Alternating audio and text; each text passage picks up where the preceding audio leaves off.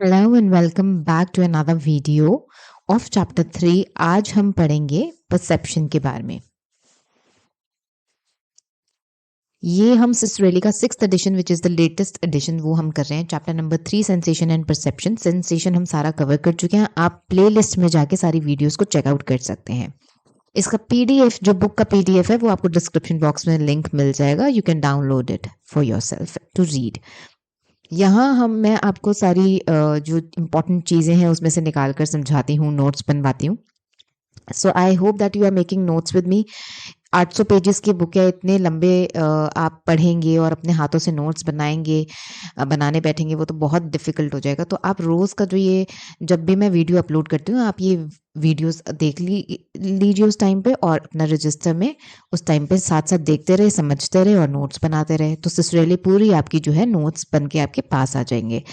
और ये एक ऐसी बुक है जो आपको हर एंट्रेंस में, हर टाइम, हर मतलब इट्स अ फाउंडेशन, ये this will always help you, right. So शुरू करते हैं परसेप्शन।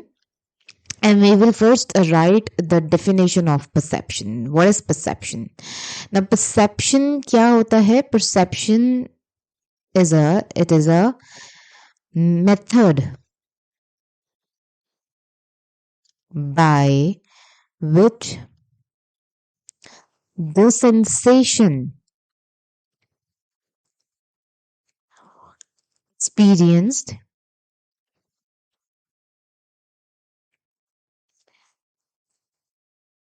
are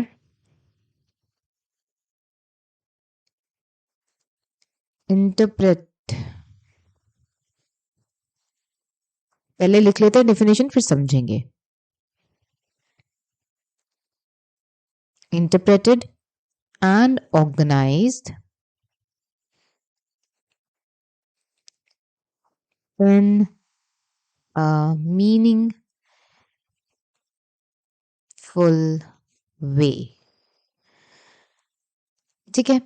सो परसेप्शन क्या होते हैं? परसेप्शन ऐसा होता है कि जिस परसेप्शन मतलब परसीव करना। तो सेंसेशन तो मतलब एक रॉ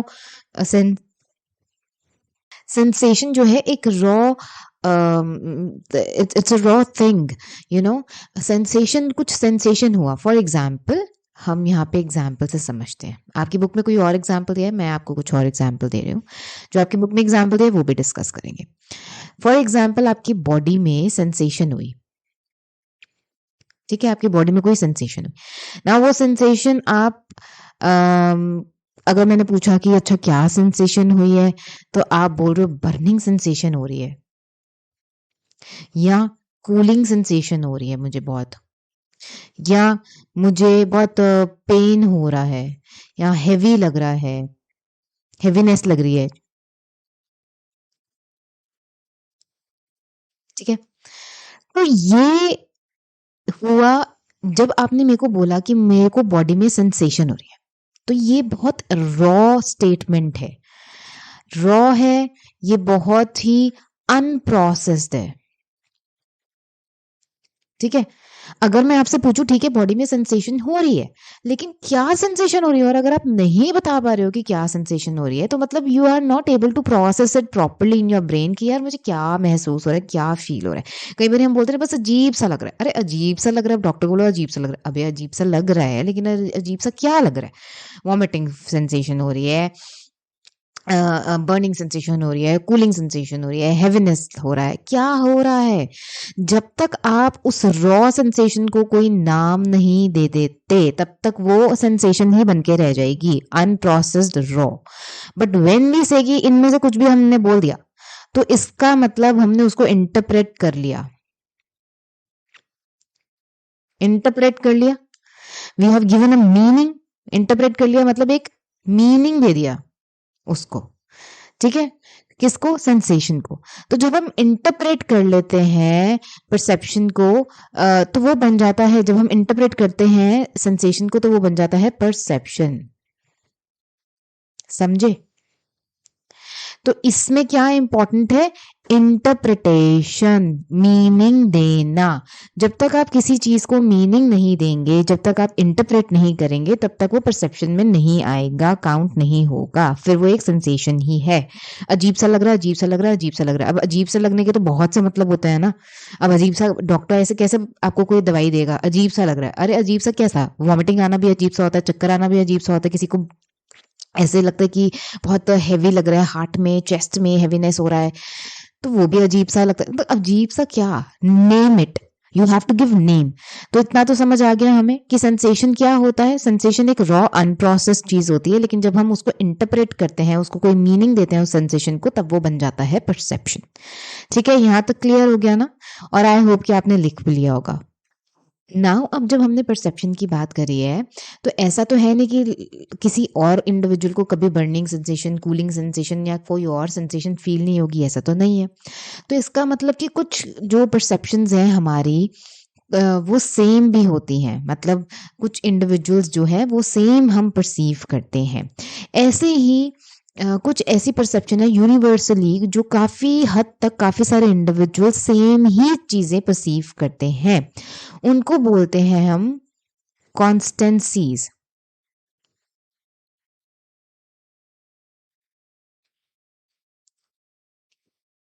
इसका क्या मतलब होता है? इसका मतलब होता है कि objects are unchanging.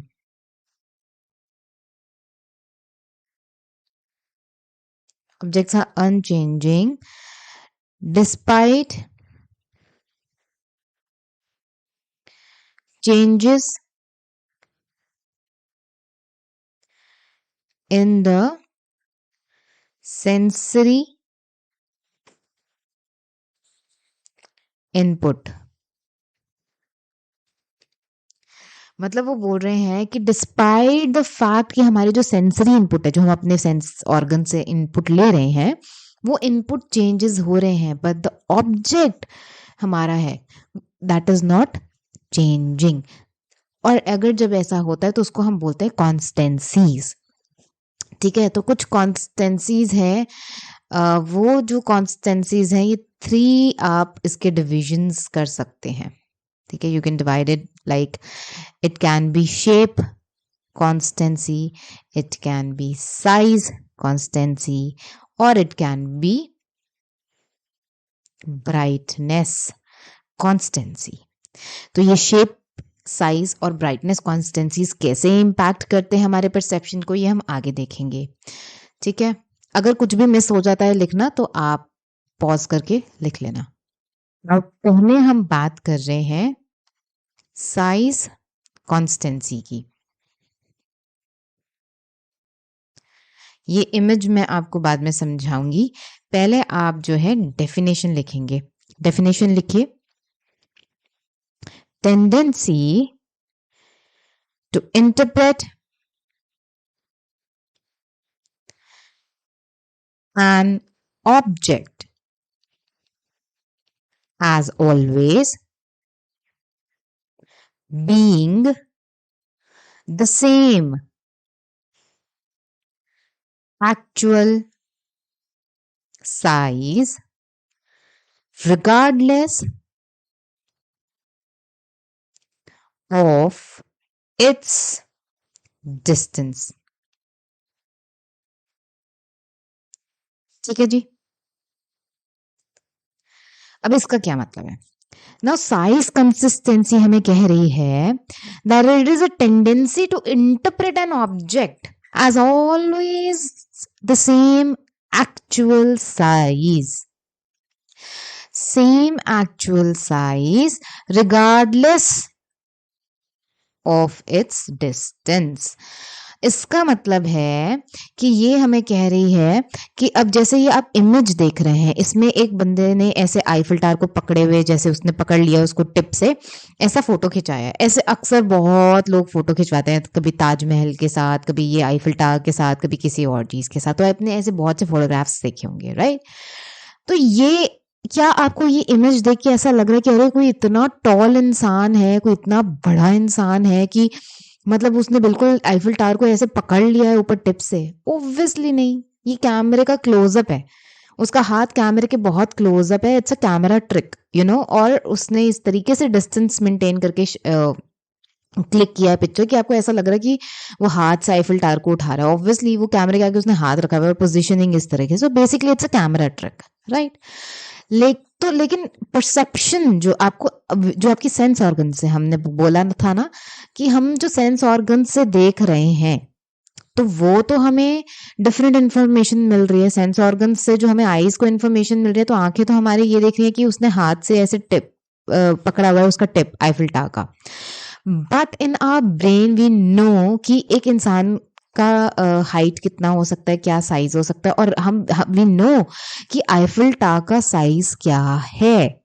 We are like we are very small in front of Eiffel tower, हम कोई इतने बड़े नहीं है। तो we in our brain we know actual size क्या है। तो in our brain the size is same. Eiffel tower छोटा नहीं हो गया, या वो इंसान कोई बहुत बड़ा वो नहीं हो गया।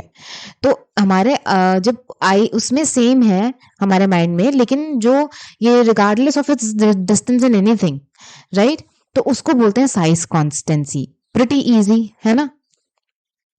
तो आई होप आपको समझ आ गया साइज कॉन्स्टेंसी कि जब हम एक्चुअल साइज हमारे माइंड में सेम ही रहता है रिगार्डलेस की क्या है क्या नहीं है, ठीक है, वो होता है साइज कॉन्स्टेंसी। अब हम दूसरी तरफ चलते हैं, अब हम बात करेंगे शेप कॉन्स्टेंसी की।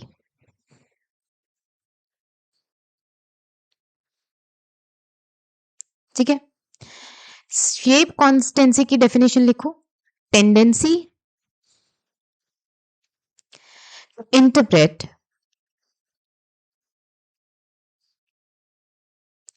The shape of an object as being constant even when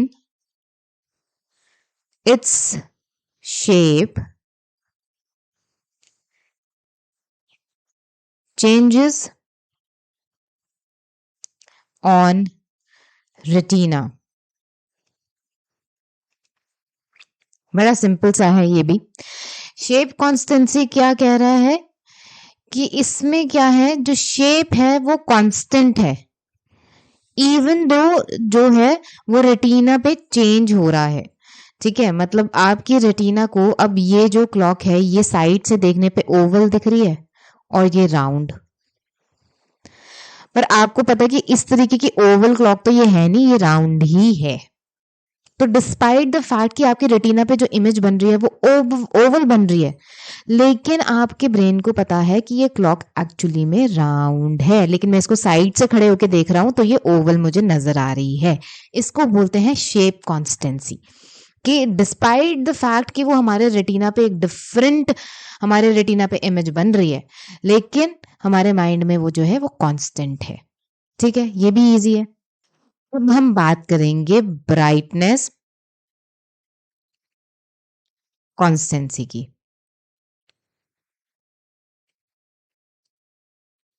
अब इसकी डेफिनेशन लिखो। Tendency to perceive apparent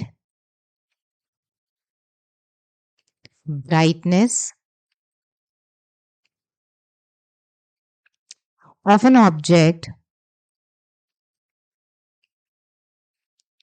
as same even when the light conditions changes। Light condition होगा, not conditions, light condition changes.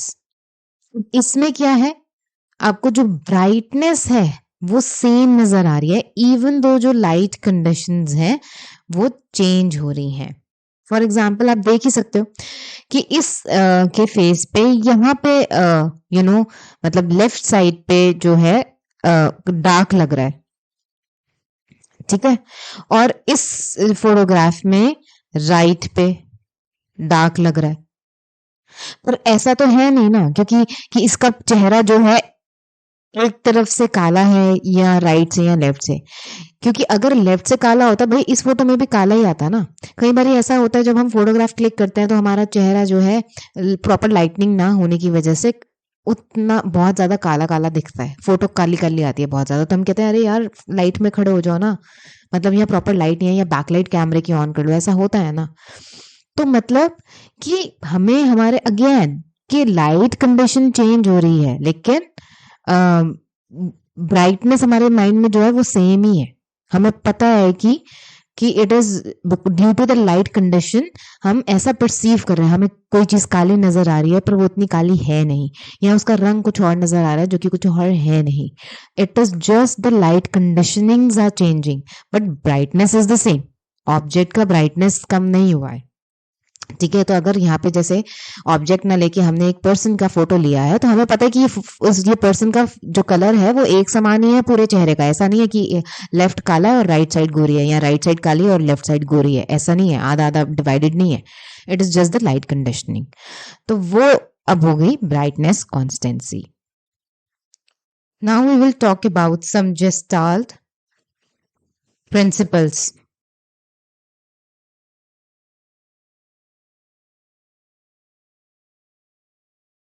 Now gestalt principle के जो founder थे, I hope कि आप सबको याद है, it was max वर्थहाइमर।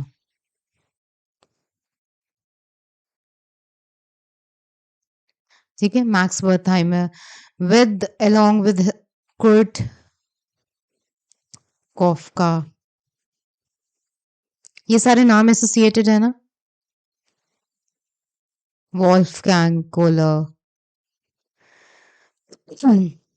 So these are the names that are associated with the Gestalt school, right? So अब हम क्या बोल रहे हैं कि Gestalt का एक स्लोगन था कि whole is greater than sum of its parts। ये एक Gestalt का मेन थीम है, राइट? तो जिस्टॉल्ट मतलब whole is greater than sum of its parts का क्या मतलब है कि सिंपली कि अगर आप कोई बाइसिकल है और उसको तोड़ तोड़ के देख रहे हो कि अच्छा ये हैंडल है, दो पहिए लगे हैं, पेडल है, सीट है, ऐसे तोड़ तोड़ के देखने से अच्छा the whole is always greater than sum of its part, that it's a bicycle, right? तो आपकी यहाँ पे कॉन्सेप्ट आपके बुक में, आपको याद है हम ऐसे बनाते थे बचपन में, ऐसे ड्राइंग करते थे स्क्वायर की। आई एम श्योर कि ये सबको बनाना आता ही होगा, हम सब ने बनाया हुआ है, ऐसे करके एक स्क्वायर बनाते थे, याद है? It's not a proper square दो, वेट लेट मी, मैं ये स्क्वायर क्यों ड्रॉ कर रही हूँ अभी बताती हूँ। एक कॉन्सेप्ट की वजह से, एक आपको कॉन्सेप्ट समझाना है मैंने, ठीक है? तो आप भी अपने नोट्स, अगर आप लिख रहे हो ना जैसे नोट्स, तो आप भी ये बना सकते हो ऐसे। ये स्क्वायर तो सबको बनाना था, पहले एक ऐसा स्क्वायर बनाया, फिर हम यहाँ से स्क्वायर बना रहे हैं, फिर ये सारी लाइंस को ज्वाइन कर रहे हैं, ठीक है? ये क्या बन गया? एक क्यूब बन गया एक, ठीक है? It's not a square but it's a cube. ना इस क्यूब का जो नाम है ना, इस क्यूब का नाम है नेकर्स नेकर क्यूब, नेकर क्यूब।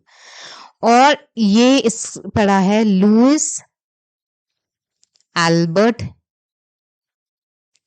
नेकर के नाम पे, ठीक है? इन्होंने 1832 में कहीं पे ये he was doing a research, ये क्रिस्टल्स को लेके कुछ ड्रॉ रिसर्च करे थे, और तब उन्होंने ये फर्स्ट टाइम पब्लिश किया था 1832 में, अपने पेपर में ड्रॉ किया था, और इसका नाम दिया था नेकर क्यूब, लुइस एल्बर्ट नेकर ने। अब ये एक बहुत छोटा सा इंट्रोडक्शन है, कॉन्सेप्ट है आपकी बुक में, सो दैट अगर कहीं पे भी आपको नेकर क्यूब के बारे में कोई क्वेश्चन आता है एग्जाम में, या लुइस एल्बर्ट नेकर का नाम आता है, तो आपको ये ये छोटा सा एक कॉन्सेप्ट पता होना चाहिए कि वो ये बताना चाह रहे हैं कि जेस्टाल्ट प्रिंसिपल्स के बारे में कि अगर देखा जाए तो इट इज प्रेजेंट इन 1832 से ये प्रेजेंट है, क्योंकि नेकर क्यूब का जो कॉन्सेप्ट है वो है हमारे पास और लुइस एल्बर्ट नेकर ने इसको दिया था। ठीक है, वो क्या कहना चाह रहे थे, it's kind of first 3D cube, right, जहाँ पे अब तो खैर हम इसको ड्रॉ करते हैं तो हमें चीज़ें पता है, लेकिन पहले जो है इसको ड्रॉ करने में समझ नहीं आता था कि फ्रंट कौन सी है। जैसे आपको अभी समझ आ रहा है कि ये जो पार्ट है दिस इज फ्रंट, एंड ये वाला जो पार्ट है ये तो खैर टॉप है, ठीक है, बट ये वाला जो पार्ट होगा ये बैक का पार्ट है। ये जो है ये आपका लेफ्ट साइड है, ठीक है, लेफ्ट साइड है, और ये जो है ये आपकी राइट साइड है, ठीक है, और ये फ्रंट है। लेकिन तो उस टाइम पे देखो कब की बात हो रही है, 1832 की बात हो रही है, कि जब इट वाज 1832 का टाइम था, तो ये फर्स्ट जब उन्होंने पब्लिश किया तो it was kind of a puzzle for people to guess कि यार ये 3D मॉडल है और कौन सा इसका कौन सा हिस्सा फ्रंट है, क्या बैक है, क्या, तो फिगर आउट करने में।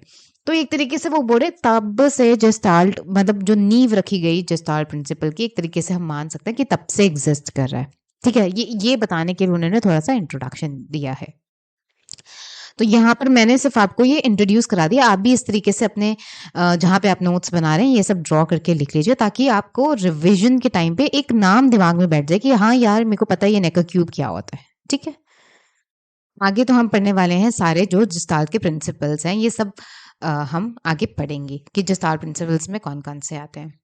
तो सबसे पहले हम पढ़ने जा रहे हैं, इसको पिक्चर को देख के आप समझ गए होगे, फिगर ग्राउंड प्रिंसिपल। देखो जितना हाथ से नोट्स बनाओगे, जितना बार बार लिखोगे, ये ना सोचते हुए कि अरे ये तो पढ़ा हुआ है ये तो मुझे आता है, उतना ही आपके लिए बेहतर होगा। क्यों बेहतर होगा? क्योंकि बार बार जब हम किसी चीज को लिखते हैं वो और हमारे लॉन्ग टर्म मेमोरी में चीजें चली जाती हैं। ये तो हमें पता ही है ना साइकोलॉजी के स्टूडेंटों के। ओके, सो आप लिखिए ये क्या है, पहले रिटन वर्क कर लेते हैं फिर हम समझेंगे। The tendency to perceive figure or object as existing on a background।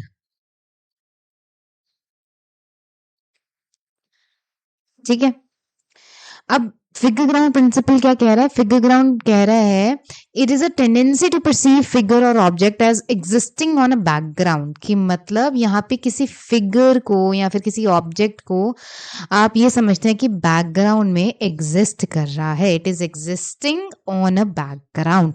So figure है यहाँ पे इसमें इन्वॉल्व, और एक इन्वॉल्व है चीज, वो है आपका बैकग्राउंड, उसी का ग्राउंड है यहाँ पे। So figure ground principle. तो सिंपल सी बात है, अगर इसको आप जो है यहाँ पे ब्लैक को बीजी लिख रही हूं मैं, ठीक है, बैकग्राउंड मानो, तो आपको वास नजर आएगा वाइट कलर का। और अगर आप यहाँ पे वाइट को बीजी लिख रही हूं अगेन बैकग्राउंड के लिए, बैकग्राउंड मानो, तो आपको नजर आएंगे 2 फेसेस। समझ रहे हो? तो फिगर ग्राउंड प्रिंसिपल यही कह रहा है कि यहाँ पे एक फिगर होती है जो एग्जिस्ट करती है अगेंस्ट द बैकग्राउंड। अगर इसमें आप बैकग्राउंड ब्लैक को मानो तो वास नजर आएगा, और अगर आप व्हाइट को बैकग्राउंड मानोगे तो 2 फेसेस आपको नजर आएंगे। ठीक है, इसको हम एक और नाम से जानते हैं, ये आपकी सिस्ट्रेली में नहीं दिया हुआ है, I am telling you, this is called Rubin वास। ठीक है, ये आप लिख सकते हो, इस फिगर को जो है वो रूबिन वास कहते हैं। नाउ ये यहाँ पर एक बात नोटिस करने वाली है कि ये जो फिगर ग्राउंड प्रिंसिपल में आप फिगर देख रहे हैं रूबन वास की, this is called reversible figure. What is reversible figure? जहां पर आप बैकग्राउंड चेंज कर सकते हैं, रिवर्स कर सकते हैं. मतलब कभी आप वाइट बैकग्राउंड देख सकते हैं और कभी आप ब्लैक एज अ बैकग्राउंड मान सकते हैं. So this is called reversible figure.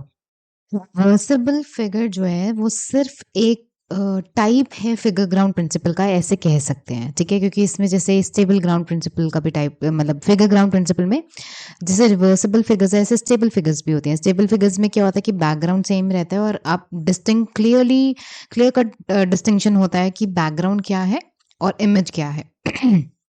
उसमें ऐसे फ्लिप नहीं कर सकते, लेकिन रिवर्सिबल इमेजेस में यू कैन फ्लिप. ठीक है, फॉर एग्जाम्पल ये देखो, ये जो इमेज आपको दिख रही है, इसमें अगर आप ब्लैक को बैकग्राउंड मानोगे तो आपको ट्रीज दिखाई देंगे और न्यू मून दिखाई देगा, है ना. लेकिन अगर आप वाइट को बैकग्राउंड मान रहे हो तो आपको ब्लैक कलर का एक हाथी दिखाई देगा, एलिफेंट दिखाई देगा. सो ये होता है रिवर्सिबल फिगर. इसकी डेफिनेशन लिख लो. visual illusions in which the figure and ground can be reversed. ठीक है, उसको कहते हैं रिवर्सिबल फिगर, जहां पे हम रिवर्स कर सकते हैं. कभी ब्लैक, ज्यादातर ये जो खेल होता है ब्लैक और व्हाइट के बीच में होता है, तो ब्लैक को कभी बैकग्राउंड रख रहा है, कभी व्हाइट को रख रही है. ठीक है, ये रिवर्सिबल. और ये जो हमने रूबन वास का हमने देखा था, ये भी एक, it is a it is a reversible figure, but reversible figure is one kind of figure ground principle. Okay. Next हमारा प्रिंसिपल आता है इसका प्रॉक्सिमिटी. ठीक है, प्रॉक्सिमिटी की डेफिनेशन क्या है? Tendency to perceive objects that are close to each other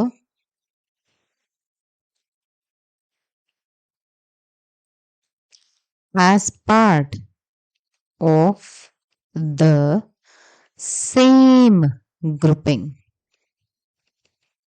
ठीक है, अब इसका क्या मतलब है, अब इसको समझो. फॉर एग्जाम्पल, ये मैं तुम्हें ड्रॉ करके दिखा रही हूँ. फॉर एग्जाम्पल ये है, ये तुम मेरे साथ साथ ड्रॉ भी कर सकते हो अपने उसमें नोटबुक में. ठीक है, एक और फिगर ड्रॉ कर लो.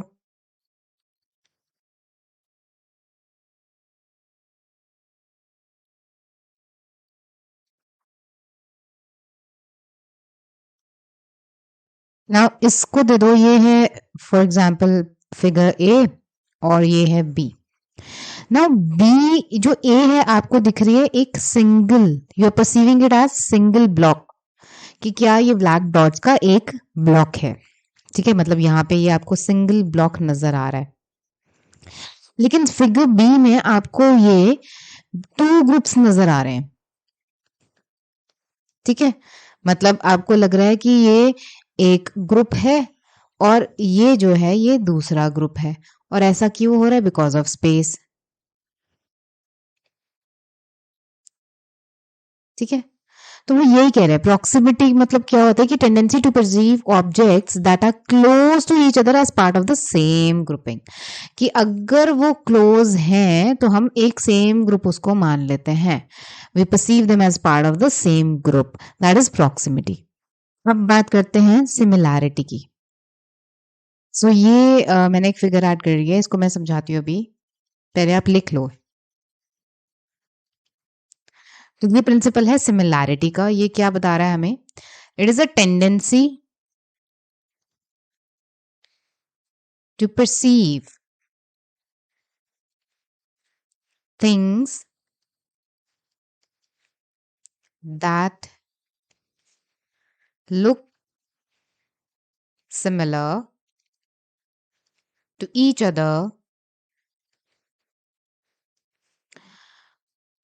as part of the same grouping.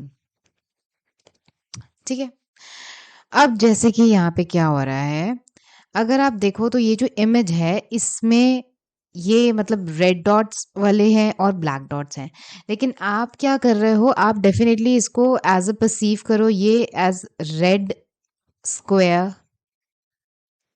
ठीक है, और फिर उसके बाद ये जो है ये आप परसीव कर रहे हो एज ब्लैक स्क्वायर, ठीक है, डॉट से बने हुए। आप ये नहीं देख रहे कि ये टू लाइंस हैं of red and black dots, ये आप परसीव नहीं कर रहे। आप क्या परसीव कर रहे हो, आप ये परसीव कर रहे हो कि ये, तो हम क्या करते हैं, ये लॉ ऑफ सिमिलैरिटी मतलब ये जेस्टाल्ट प्रिंसिपल है सिमिलैरिटी का, कि क्योंकि हमें रेड डॉट्स दिख रहे हैं और फिर वह ब्लैक डॉट्स दिख रहे हैं, फिर रेड डॉट्स फिर ब्लैक डॉट्स, तो हमने क्या करा, 4 रेड डॉट्स का एक स्क्वायर बना दिया, ब्लैक डॉट्स का एक स्क्वायर बना दिया, तो हम इसको ग्रुप कर रहे हैं, ठीक है। सो सिमिलर, क्योंकि सिमिलर हैं इसलिए, तो क्योंकि सिमिलर हैं इसलिए we are perceiving them as part of a same. तो हम ये ऐसे परसीव नहीं कर रहे कि ये दो हॉरिजॉन्टल लाइंस हैं जिसमें रेड डॉट्स हैं और कुछ ब्लैक डॉट्स भी हैं, हम ये दो हॉरिजॉन्टल लाइंस की तरह परसीव ना करके रेड स्क्वायर और ब्लैक स्क्वायर की तरह परसीव कर रहे हैं।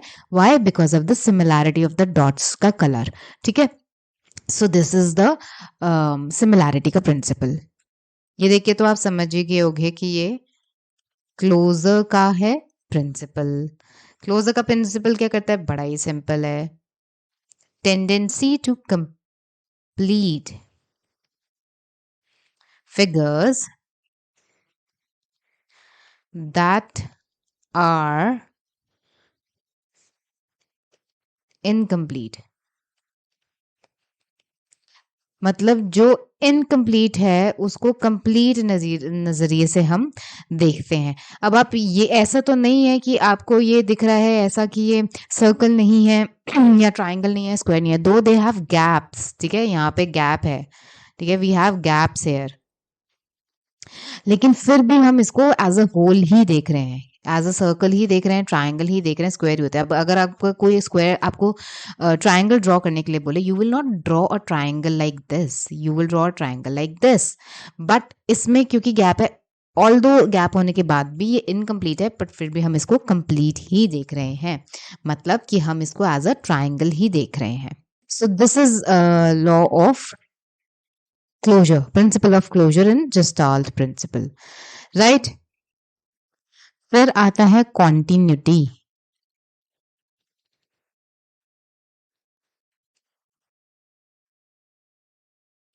एक मिनट,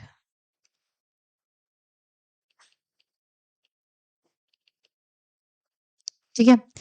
नाउ कॉन्टिन्यूटी का क्या है, टेंडेंसी, लिखते जाओ ये साथ साथ फटाफट, tendency to perceive things with a continuous pattern rather than a complete broken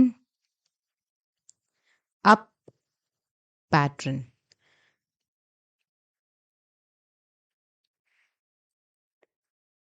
ये यहाँ पे ना कॉम्प्लेक्स है, rather than a complex.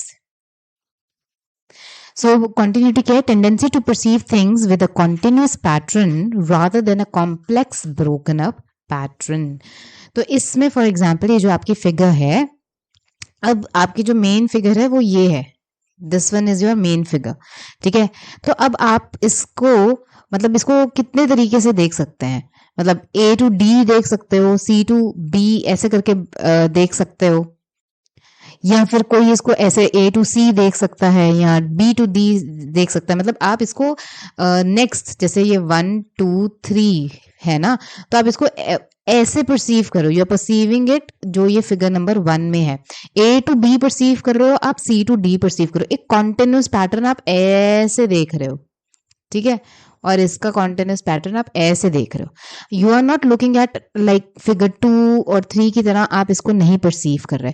So we have a tendency, continuity में क्या होता है कि हम चीजों को कॉन्टिन्यूस पैटर्न में देखते हैं, कॉम्प्लेक्स ब्रोकन अप पैटर्न में नहीं देखते, ठीक है। Rather than a complex broken up pattern we perceive things as continuous. आपकी सिसरेली में एक और दिया हुआ है क्वांटिग्विटी, ठीक है। अब ये क्वांटिग्विटी का प्रिंसिपल क्या है? ये क्वांटिग्विटी का प्रिंसिपल की पहले डेफिनेशन लिखो, tendency to perceive two things that happen close together in time as being related, ठीक है। इसका एग्जाम्पल भी लिख लो, फिर अभी बात करते हैं। एग्जाम्पल है वेंट्री, VENTRI, वेंट्री, LOQUIST, वेंट्रिलोक्विस्ट। वेंट्रिलोक्विस्ट कौन होते हैं? जो पपेट शो, अगर आपने पपेट देखा है, वो हाथ में अपने पपेट पहन लेते हैं और अपना बहुत कम होठ हिलाते हैं और आवाज निकालते हैं पपेट की, और खुद भी पपेट से बातें करते हैं, और पूरा पपेट शो अगर आपने देखा हो तो इस तरीके का जो पपेट शो होता है ना, कि उनके हाथ में पहन लेते हैं वो एक पपेट सा और बोलते रहते हैं, वो उनको बोलते हैं वेंट्रिकुलिस्ट। तो लॉ, ये जो प्रिंसिपल ऑफ कॉन्टिग्विटी है, ये क्या कहता है कि we have a tendency to perceive two things that happen close together in time, क्योंकि वो हाथ भी मूव कर रहे हैं, उसका मुंह भी मूव कर रहे हैं, पूरे एक्शन कर रहे हैं, और उसके अपने आवाज भी निकाल रहे हैं, जो भी उनकी डमी, जो भी पपेट उनके हाथ में है। So we think, we see or we perceive that both the things happening together in the same time as being related, ठीक है। तो इसको बोलते हैं कॉन्टिग्विटी का, कि मतलब two things जो कि that happen close together in time, तो we see them as being related. Now we are on the last topic, last principle, एक तरीके से आप कह सकते हैं, एक तरीके से नहीं कह सकते, प्रिंसिपल ही है, common region and element connectedness,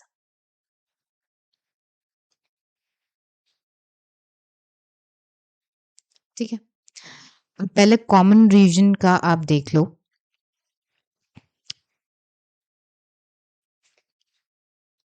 common reason, इसको हम क्या कर रहे हैं, इसका डेफिनेशन लिख रहे हैं पहले। इसकी डेफिनेशन है टेंडेंसी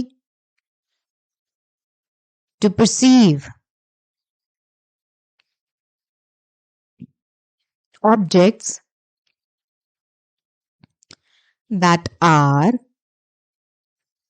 common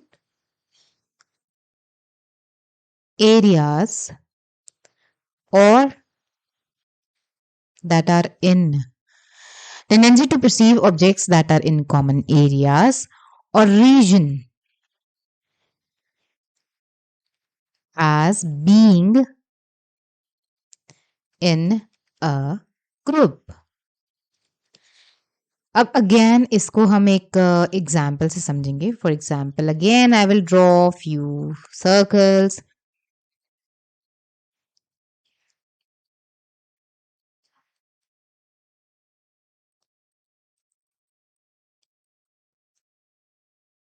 अब जैसे मान लो कि अभी तो ये आप you are seeing it as a black circles and all, ठीक है, बट द मोमेंट, अभी तो आपको ये ऐसे ब्लैक सर्कल्स की वर्टिकल लाइंस लग रही हैं, ठीक है, यहाँ हॉरिजॉन्टल भी लग सकती हैं, बट द मोमेंट अगर मैं इस इन चारों के आसपास एक बाउंड्री क्रिएट कर दूं ऐसे, ठीक है, एक स्क्वायर बना दूं, तो सडनली आपको लगेगा कि ये चार सर्कल है, they are part of group. Although सब सेम ही सर्कल है, सेम ही ब्लैक कलर के सर्कल है, व्हाइट बैकग्राउंड पे हैं, लेकिन the moment I draw a boundary around it, ठीक है, you start perceiving it as being part of a group because of some common area. एक कॉमन एरिया एलोकेट कर दिया, एक स्क्वायर बना दिया, एक लाइन बना दिया, ठीक है।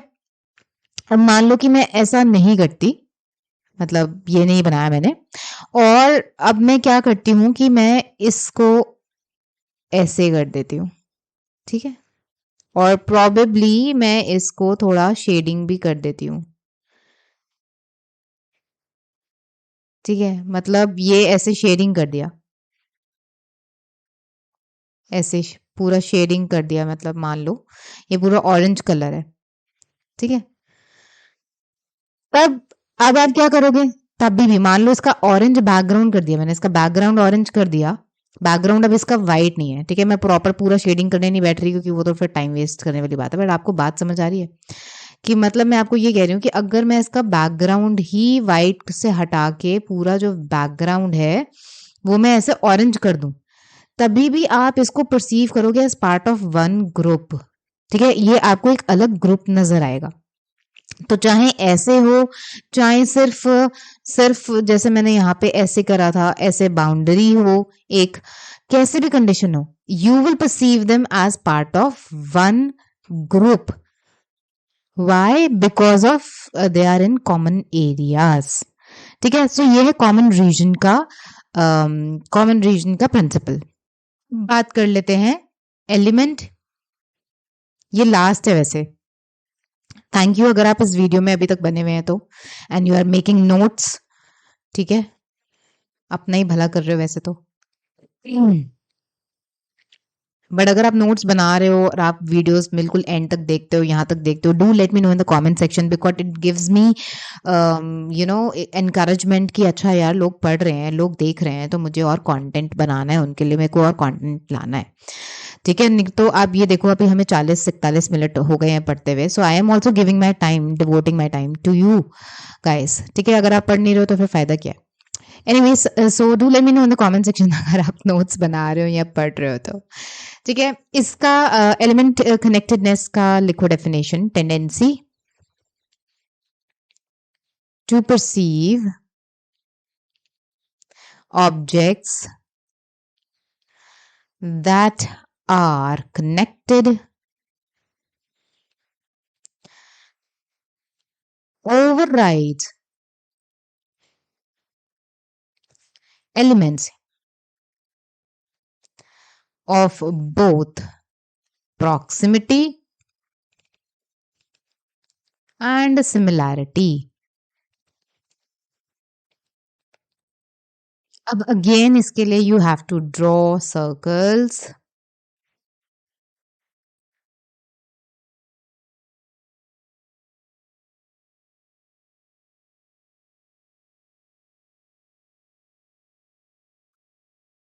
तो अभी आपको क्या लग रहा है, अभी आपको लग रहा है कि ये बिल्कुल कनेक्टेड है, मतलब ये सारी डॉट्स आपस में मतलब एक लाइन है, कनेक्टेडनेस फील हो रहा है ना कि आपको लग रहा है सेम ही एलिमेंट है और ये एक सिंगल लाइन है, बट द मोमेंट मैं इसको ज्वाइन कर दूं, अब आपको क्या लिखेगा, अब आपके लिए ग्रुप 1, ग्रुप 2, ग्रुप 3 और ग्रुप 4 हो गया। द मोमेंट मैंने एक लाइन ड्रॉ कर दी दो सर्कल्स के बीच में, अब आपको ये एक सिंगल लाइन की तरह नहीं दिख रहा है, अब आपको ये चार डिफरेंट ग्रुप्स नजर आ रहे हैं। ऐसे ही वो बोल रहे हैं कि tendency to perceive objects that are connected overrides the elements of both proximity and similarity. उसके लिए हमें एक नई ड्राइंग करनी पड़ेगी, वो भी आप कर लें अपने रजिस्टर में, ये आप अपने इस तरीके से आप ड्रॉ कर लो, ठीक है। और अब इसमें देखो कि आपको क्या नजर आ रहा है, probably you are seeing this as one group, this as second group, this as 3 groups. क्यों? Because of the law of proximity. ये proximity वाला डिफाइन कर रही हूँ, ठीक है, क्योंकि हमने क्या पढ़ा था कि प्रॉक्सिमिटी को भी ये प्रिंसिपल प्रॉक्सिमिटी को और सिमिलैरिटी को ओवरराइड कर देता है। तो वो ओवरराइड कैसे कर रहा है? ओवरराइड मतलब सरपास कर जाना, कि आपको law principle of proximity, principle of similarity दिखेगा ही नहीं इसके अंदर। अभी तो आपको दिख रहा है, लेकिन द मोमेंट मैं इसको जो है ऐसे ना करके, लेट्स से कि ये हटा दूं और मैं क्या करूं, इसके बीच में अगेन कनेक्ट कर दूं। अब क्या है, ऑल्दो ये डॉट नंबर 1 और डॉट नंबर 2 में डिस्टेंस है,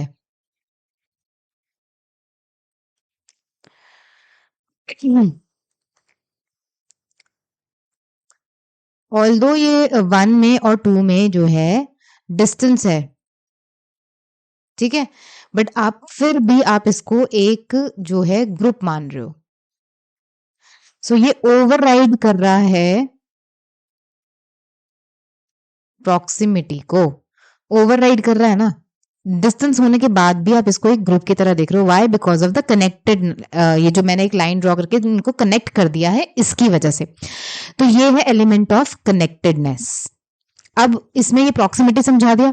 अब दूसरा था कि ओवरराइड सिमिलैरिटी को कैसे करता है, अब हम वो देखेंगे। Again you need to draw, अब क्योंकि वो वीडियो लंबी हो जाती है और टाइम वेस्ट होता है, इसलिए मैंने ड्रॉ कर लिया। ठीक है, अब आप ऐसे ड्रॉ कर लेना। अब आप ये देखो कि इसमें आपको ये बिकॉज ऑफ द सिमिलैरिटी की वजह से, सिमिलैरिटी की वजह से आपको ये ऐसे ग्रुप नजर आ रहे होंगे।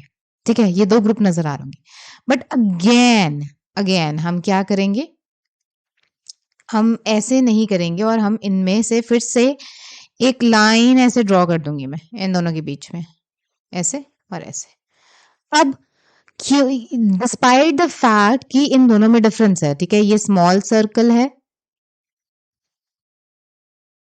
और ये बिग सर्कल है, सो सिमिलैरिटी नहीं है यहां पर, बट इसको ओवरराइड कर रहा है हमारा, ये जो हमने कनेक्ट, सिमिलैरिटी को ओवरराइड कर रहा है जस्ट बिकॉज ऑफ ये कनेक्टेडनेस।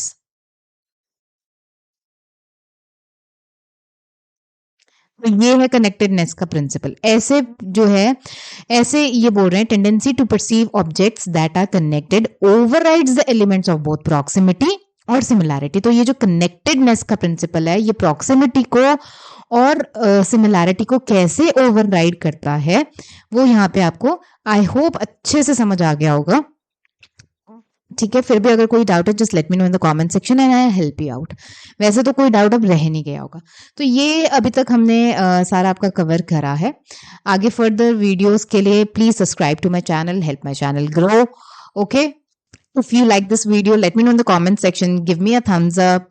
थोड़ा सा अगर आप कमेंट में लिख देते हैं या कुछ बता देते हैं कि हाँ आप नोट्स बना रहे हैं, पढ़ रहे हैं, आपको अच्छी लग रही हैं वीडियोस, तो it just that is the only feedback I can get from you, right? So चलिए मिलते हैं आपसे नेक्स्ट वीडियो में। तब तक ये नोट्स रिवाइज कीजिए, पढ़िए। कम्युनिटी पोस्ट में मैं क्वेश्चंस डालती रहती हूँ, जो भी मैं पढ़ाती हूँ उससे रिलेटेड। ठीक है, तो सिस्टरली के क्वेश्चन सारे उसमें आपको मिल जाएंगे, सब सॉल्व। तो आप वो ट्राई कीजिए बेस्ड ऑन योर कॉन्सेप्ट कि आपको कितनी कॉन्सेप्ट क्लैरिटी आई है। And I will see you next time. Till then keep learning, keep revising. Bye.